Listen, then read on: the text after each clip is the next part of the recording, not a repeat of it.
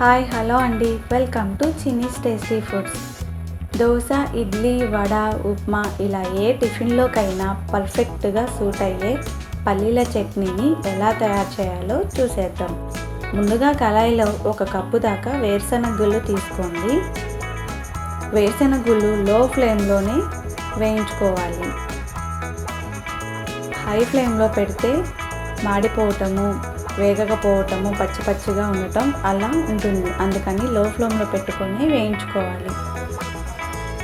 ఇప్పుడు వేరుశనగ గుళ్ళు వేగినాక ఒక ప్లేట్లోకి తీసుకొని ఆరినాక వేరుశనగ గుళ్ళు అనేది పొట్టు తీసుకొని ఇప్పుడు మిక్సీ జార్లో పొట్టు తీసుకున్న వేరుశనగ గుళ్ళను వేసి 4-5 పచ్చిమిర్చి వేసుకోవాలి.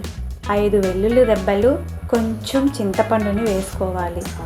అరకప్పు దాకా పచ్చి కొబ్బరిని ఇలా చిన్న ముక్కలుగా కట్ చేసుకుని వేసుకోవాలి. కొంచెం గల్లుప్పు కూడా యాడ్ చేసుకోవాలి. కొంచెం వాటర్ పోసుకొని మెత్తగా గ్రైండ్ చేసుకోవాలి.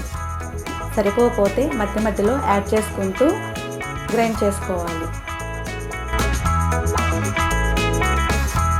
ఇప్పుడు కళాయిలో 1 స్పూన్ ఆయిల్ వేసుకొని ఆయిల్ హీట్ అయ్యాక తాలింపు గింజలు వేసుకోవాలి. ఎండుమిరపకాయ,